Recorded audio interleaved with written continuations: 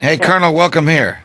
Judge, Your Excellency, how are you? Good. How are you? Good, are you surprised that the AP is reporting today that the Iraqi government has failed to meet every single one of the 18 benchmarks that the President and the Congress imposed upon them as a condition for our staying there and protecting them and keeping them free? Not for a second. Your Excellency, who graduated from Princeton and wrote a New York Times bestseller. No. The only person who doesn't believe it is Brian and maybe Tony Snow. I was just going to say, and Tony Snow. Tony, who are true believers, and we have to respect their belief, however wrong they both are. Doesn't make them bad people. The Iraqi government is so corrupt and so incompetent that none of us believed truly that they were going to do any of the things that the president we demanded of them. And the shame of this is that the people who gave it to them, the soldiers, and sailors and Marines, are still dying, still getting blown up for a government that doesn't want to help themselves. It's very, very frustrating. Well, I heard that they were on certain areas making progress, and that all 19 it's not true. In fact, Tony Snow said this morning, when you see the report tomorrow, it's going to show that it's not true. Okay.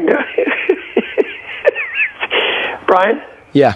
Did you eat breakfast this morning? No, just get to the point, seriously. No. I mean, is everything okay at home? I mean, your family and you are feeling good. You know, your kids. All right, so, Colonel, I have no idea why you're being this level of sarcasm or something so serious, but... Oh, come on.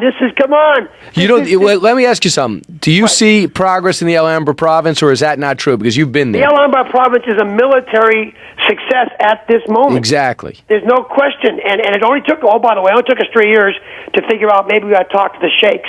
And we did that, and we've got better police there, and it's better. But the government is not. The issue of this is political and military, political and economic success. If we kill every bad guy, by the way, there's 100,000 of them, but let's say we kill every bad guy in Iraq, Brian, keeps acting like this, then it's failed.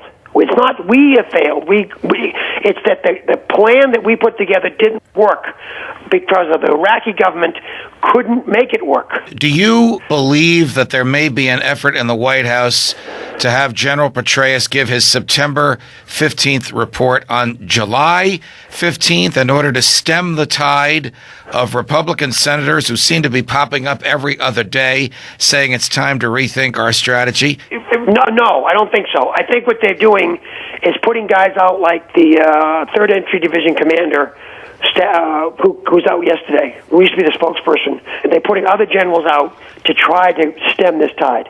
But you had Olympia Snow just today say that she might vote with Democrats. I think the only person they're waiting for is Warner out of Virginia. I don't do politics nearly as well as Brian, but I don't do politics. That says if Warner goes, they've lost this, and they're going to have to. I think what you're going to find is they'll vote them out. They'll vote the money out. Again and again, I keep saying we should not abandon this country, Iraq, but we absolutely need to change the way we're fighting.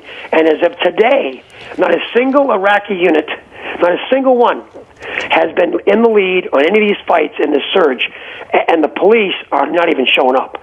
So add that to the problems with the government, and I appreciate Brian and Tony still trying to stay the course on this. It's just not working.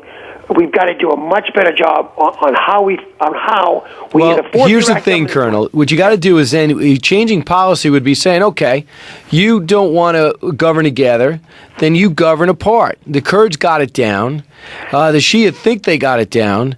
The Sunnis have done it before. Then you do a Yugoslavia-type situation. That's plan B, because I think you agree with this, that if we just say if we pull out 10,000 a month for the next 7 months, and maybe by the time President Bush is done, there's nothing there.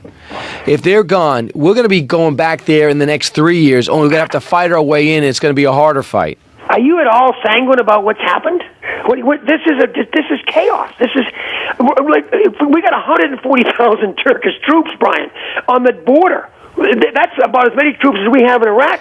Okay? What happens if they? That's not a good news. What will General Petraeus do if they move south?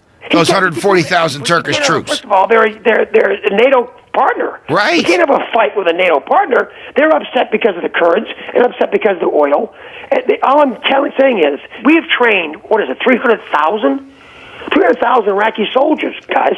There's not a unit in the Iraqi military that's fighting by themselves. Well, for one thing, I've not heard that there's not a unit that's fighting by themselves. Number two is, I don't know, did you read General Petraeus today just said they're doing a great job with them in the field. Is he lying? Brian, the Department of Defense, I'm not telling you this, the Army's saying this.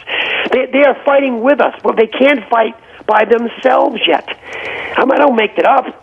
Let me ask you something. What is so bad about training lieutenants or captains while they fight with us? Well, if they are doing the bulk of the fighting while you're training leaders, is that a problem? If you have unless you don't really have 200,000 troops or whatever the number is, they've got about 300,000. We've trained them, and the Iraqi government's can't supply them.